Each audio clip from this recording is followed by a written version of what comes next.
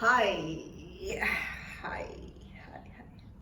I'm usually interested in tarot, I'm usually interested in astrology, numerology, and all of this good, more spiritual stuff, let's say it like that. Then this earthly realm, okay? I don't really like the world.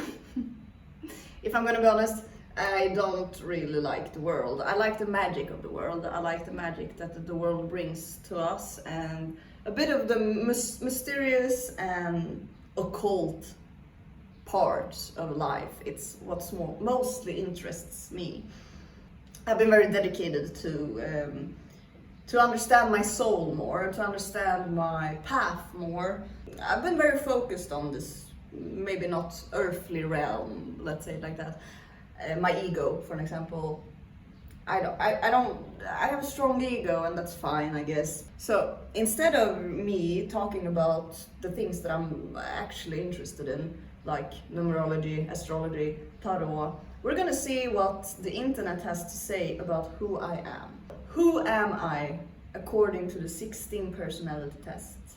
16 personalities. This is one of the most biggest personality tests that's out there. It's done a lot in work-related things, so the employer can more understand the employees, I guess, and stuff like that. So we're just gonna do this test, 16 personalities, okay? With everything in life, same with tarot, same with numerology, same with astrology, I would say. All of these aspects of finding out more about who you are, your path,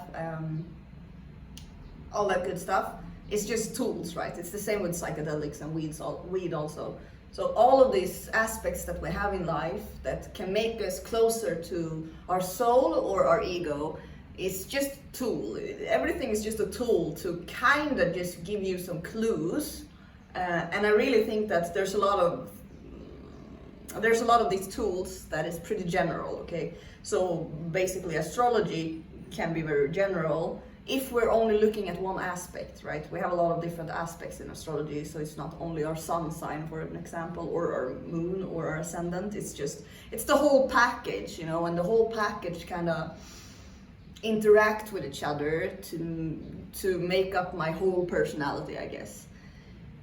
In astrology, but in astrology we can also kind of see different parts, and it's not only about our ego, our personality in this earthly realm. So that's why I'm here today, to try to make the test. 16 personalities, you're here with me, let's do it together, and let's see what the 16 personalities has to say about who I am according to this site, okay? You enjoy vibrant social events with a lot of people. I do, but it depends on the people, so I'm gonna put it here. And it depends on my mood. You often spend time exploring unrealistic yet intriguing ideas. I will say yes, super yes. Your travel plans are more likely to look like a rough list of ideas than a detailed eternity. Yes, I don't even plan my trips. I just go, and I go with the flow, and I'm planning as I go, basically. It's not the smartest idea, to be honest. It's a bit stressful, actually. So I noticed that my stress levels is a bit lower when I actually plan. You often think what you have said in a conversation long after it has taken place. It depends on the conversation and what I've said, right? So I would say I need to put that there, because I don't really have regrets. Sometimes I do regrets. Maybe I say something out of anger or out of sadness. That can happen when we say things out of a reaction and not really thinking about what we're saying, but I still think that we said it for a reason, right? So we always do things for a reason. Okay, if your friend is sad about something, your first instinct is to support them emotionally, not try to solve their problems. And I would say yeah, but I like to kind of give some advice, at least, of what I've been through, and I can give them what helped me. But I don't really want to solve their problems, because I honestly think that everyone can solve their own problems. And if not, then the person can ask for help, and then I can give my advice. You often rely on other people to be the one who start a conversation and keep it going. I think that's both parties, because a conversation is not only about one person, I think it's both. So no, it would be a challenge for you to spend the whole weekend all by yourself without feeling bored. No. You are very affectionated with the people you care about. Yes. You are still bothered by the mistakes you made a long time ago. No, because I still don't really agree that mistakes is... There's no mistakes. There's the right there's the right road, and then there's a lesson. So there's no really mistake. Whatever we do is for a reason, always. You often find it difficult to relate to people who let their emotion guides them. No, I don't, because I have been there. I've been there, done that. And maybe not the best decisions to only listen to your emotions, because, you know, when in a group of people you do not know, you have no problem jumping right into their conversation. I don't like to do that. It's their conversation. So when you sleep, your dreams tend to be bizarre and fantastical. I usually have very vivid dreams, so it's not really bizarre, it's like normal things. In your opinion, it is sometimes okay to step on others to get ahead in life, and I don't agree with that. You are dedicated and focused on your goals, only rarely getting sidetracked. Yeah, I can get sidetracked, but it's usually because something may happen in life. So if you make a mistake, you tend to start doubting yourself, your abilities, or your knowledge. Well, still, I don't really feel that there is mistakes, but yeah, if I do something that might feel that I choose the road of lessons instead of maybe the easier road, that's usually can bug me down a bit. You never let yourself cry in front of others. That's not really true. It depends on the person. I usually don't cry in front of others, actually. But if I have cried in front of you, that's a very good sign, because it means that I trust you. You feel more drawn to places with the bustling and busy atmosphere than the more quiet and intimate ones. I like both, so I'm going to put them in the middle. You like discussing different views and theories of what the world could look like in the future. Yeah, that's fun. When it comes to making life-changing choices, you mostly listen to your heart rather than your head. Yes, and that can be very stupid sometimes, but it's okay. It's okay. You usually prefer to get your revenge rather than forgive. No.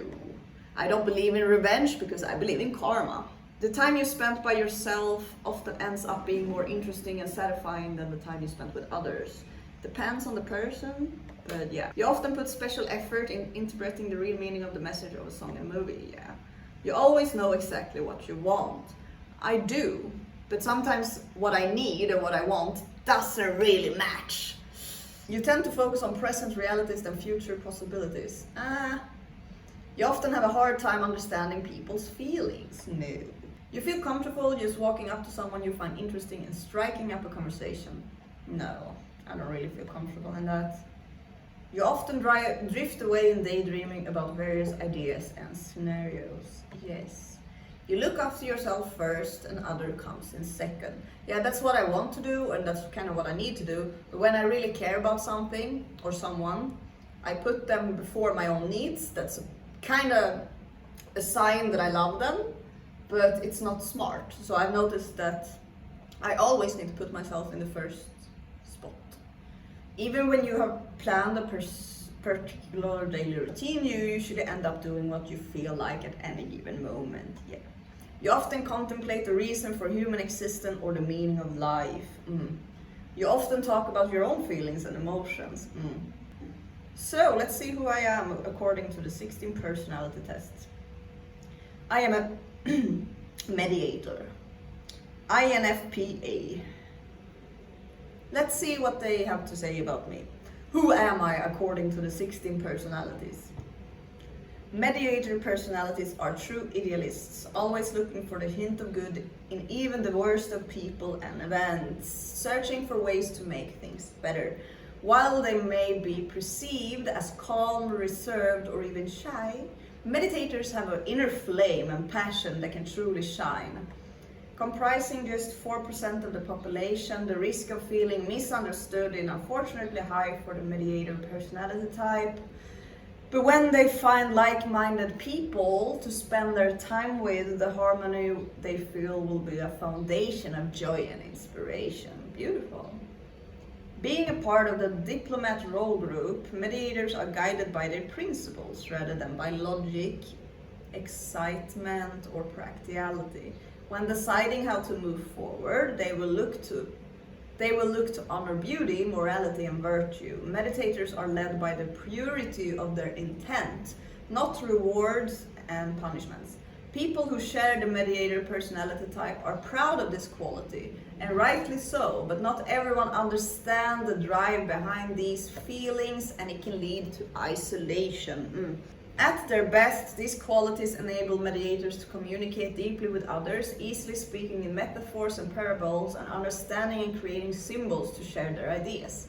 Fantasy worlds is particularly fascinated mediators more than any other personality type.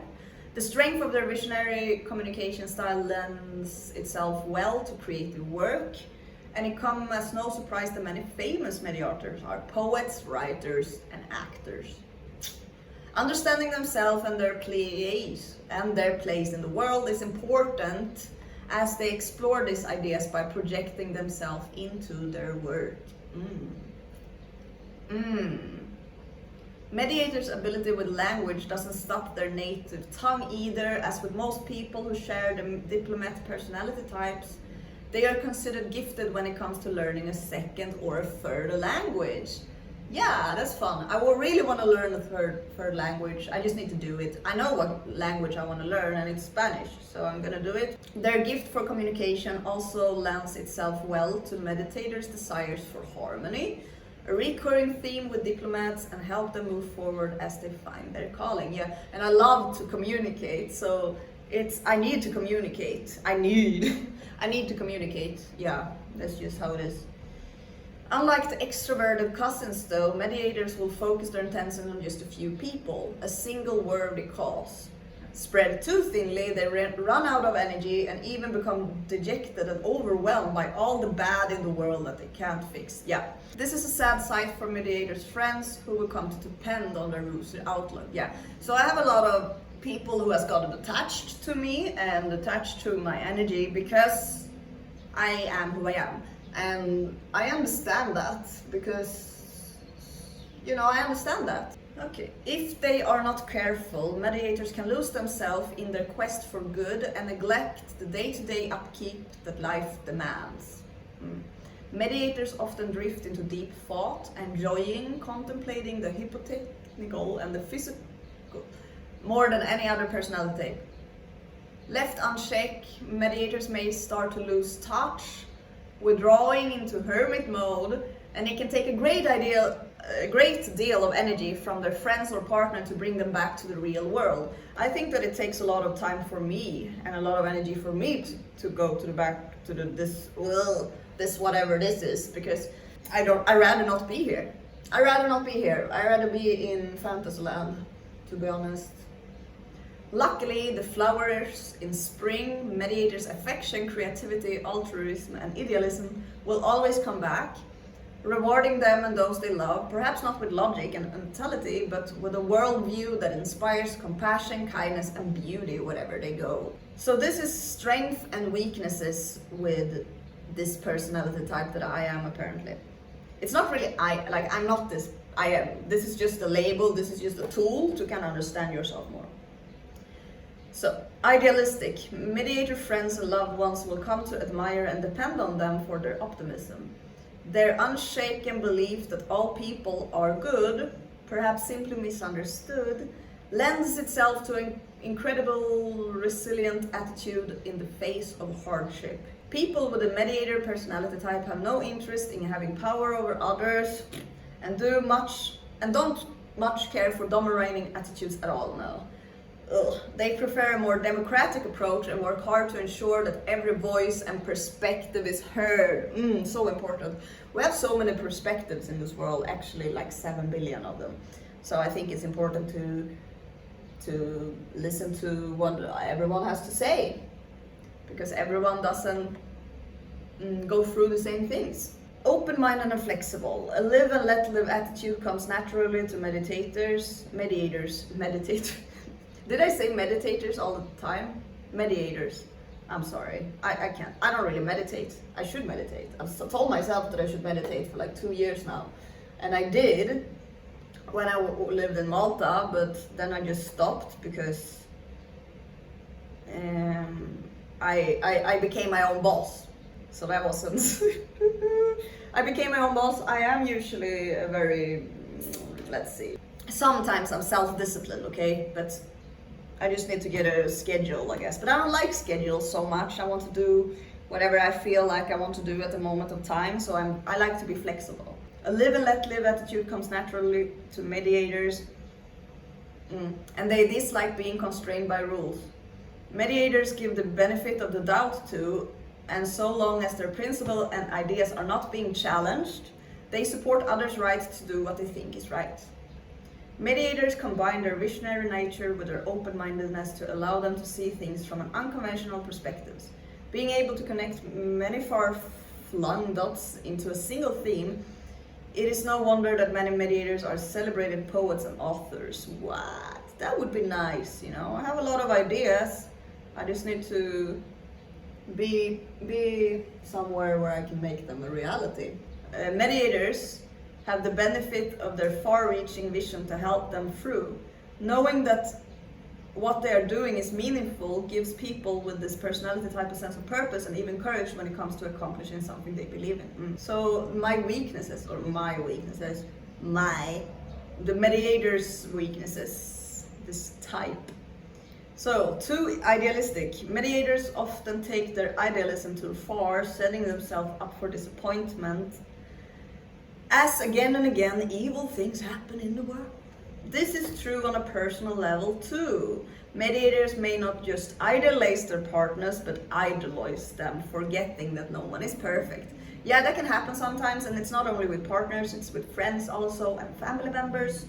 And but that's also something that I obviously have learned in my life, so I don't really think that it's so super correct, because I know that everyone is not perfect and that everyone is a human being. Mediators sometimes see themselves as selfish, but only because they want to give so much more than they are able to. This becomes a self-fulfilling prophecy as they try to push themselves to commit to a choosing cause or person, forgetting to take care of their needs, the needs of others in their lives, and especially themselves. When something captures mediators' imagination, they can neglect practical matters like day-to-day maintenance and simple pleasures. Sometimes people with a mediator personality type will take this so far as they neglect eating and drinking as they pursue their passion or cause. Yeah, that can also happen, but that's also, I've been working on that a lot actually. I've been working on this human experience a lot. Mediators are often so focused on the big picture that they forget the forest is made out of individual trees. Mediators are in tune with emotions and morality, and when the facts and data contradict their ideals, it can be a real challenge for them. Mediators often take challenges and criticism personally rather than an inspiration to reassess their position.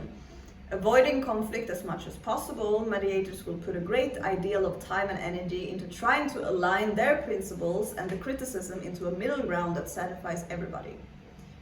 Yeah, mediators are private, reserved, and self-conscious. This makes them difficult to really get to know, and their need for these qualities contributes to the guilt they often feel for not giving more of themselves to those who they care about. Yeah, so maybe that's why I do so much on this channel, like about myself, because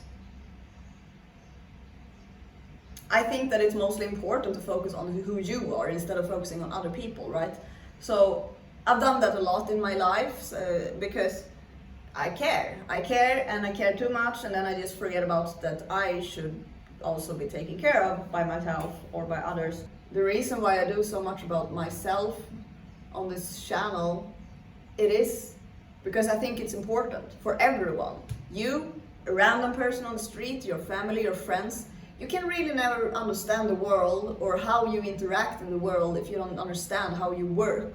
And I'm not talking about the more occult things, like why you're here on Earth, and if you have a mission, or what's the meaning of life, what's your soul all about.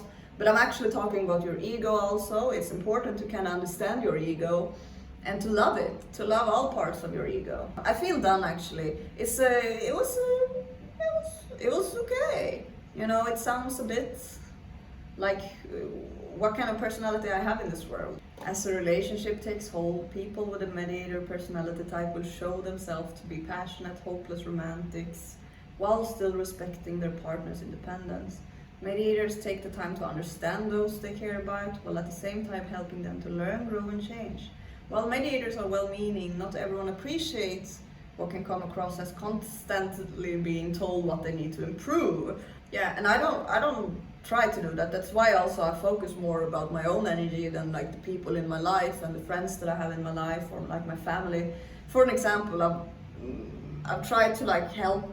I've tried to talk to my mom regarding things, and I've just noticed, like, after 27 years, I'm starting to get old. So 26 years, I didn't do this when I was a kid, obviously. I think maybe I did. I tried to help her with things regarding personal things, and I just noticed that, why am I doing this? Probably from other people's perspective. It's like I'm trying to tell them that this is how you're supposed to behave, this is the good way, or this is the way that it works for me. But then after, like, I realized that not everyone is like me, obviously. And second of all, not everyone wants to know what the fuck my opinions or my beliefs or my values is. So like I'm just completely stopped doing that. And if someone wants to grow and if someone wants to evolve, then they can do that. It's up to everyone, right? It's up to me. If I want to do it, it's up to my mom, it's up to my friends or whoever. I tell myself that I want to do things, and I tell myself that I want to do things, and I tell myself that I want to do things, but I never really do it. I never really take that first jump, and it's usually because I'm afraid. I'm afraid of the unknown, which most people are. But at the same time, I'm not. I'm very, very intrigued by the unknown. I want to know more. I want to step into the unknown. I usually do, travel around. I don't plan. I just go with the flow. I follow my intuition on where I should go. And usually it takes me to great places, but I also miss out a lot, okay? So I miss out a lot because of my fear, I would say, of just not doing it. For an example, I've told myself that I want to quit with bad habits for a very long time, and I am quitting with them, but it's not in the same pace that I want it to be, and therefore I got disappointed in myself that I should already quit it with whatever bad habit I'm doing. And then I get disappointed at myself that I'm not where I thought that I would be, and I bug myself down, and then I'm just back in a bad habit again. It's so boring. Anyway, this was, I don't really know, but this was a video about me seeing what internet has to say about my personality.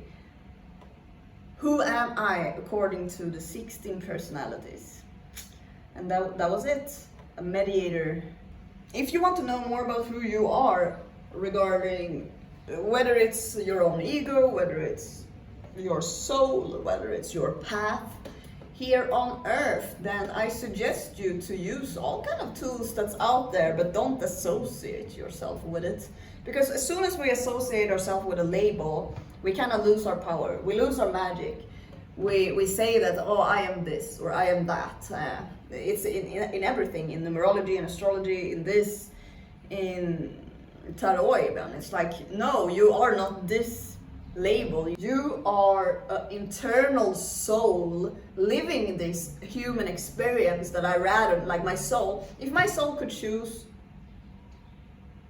no, if my ego would choose, okay, yeah, fuck. My soul wants this. My soul wants to experience this human life.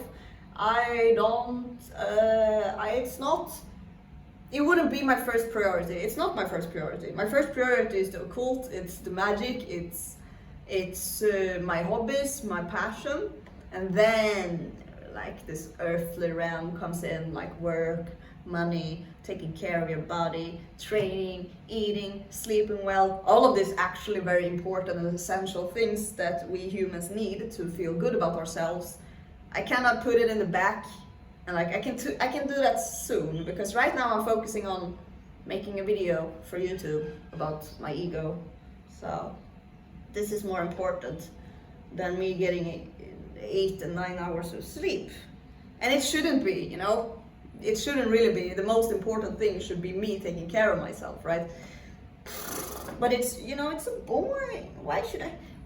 It's just so boring. It takes up a lot of time, takes up a lot of space, and then I almost have no time to actually focus on what I'm passionate about, just because I need to train, I need to work, I need to follow the schedule and do the things that I need to do in order to feel good, eat food, healthy food, you know. Take the test if you want to know. It's kind of accurate, I would say, but it's just a tool. So don't associate yourself with the type. It's just a bit of number. It is based out of Carl Jung's work, so it's interesting, but I'm not super interested in it. But it can absolutely help you to understand more about your personality, to understand more about your ego, and kind of how you interact in the world, and why you behave in certain ways, and maybe why you react in certain ways. Your weaknesses, your strengths, you know, and when we know our weaknesses and when we know our strengths, we can use that information to work on ourselves. So for an example, my weakness is that, yeah, you know, taking care of my human body or a human life, I guess, should be my priority one. Actually, it should be priority one, and then all of the things that I want to do actually should be after that. But so I've worked on it. I worked on it a lot, and I'm gonna keep on working on it. I'm gonna keep on putting myself first, because I've never really done that before, and it's time, because I deserve it. So thank you for watching this video. I hope you liked it or whatever. Leave a comment on what kind of personality type you are. If you have done the test, it would be interesting to know what kind of opinions you have regarding this personality test, if you want to. If not, have a beautiful day. I will see you in the future.